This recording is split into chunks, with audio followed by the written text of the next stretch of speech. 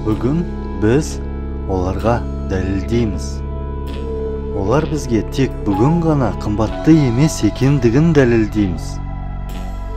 Қалай дәлелдейміз? Біз оларға ауыр соққы береміз.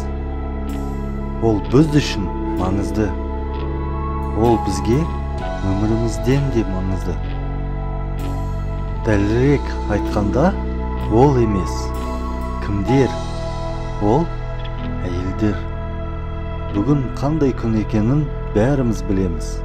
Біз оларға сүйіспеншілікпен ауыр соққы береміз.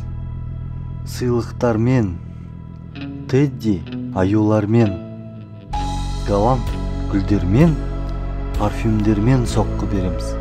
Отан үшін, аналар үшін, апаларымыз үшін, әпке қарындастарымыз үшін аттанайық ағайын алға.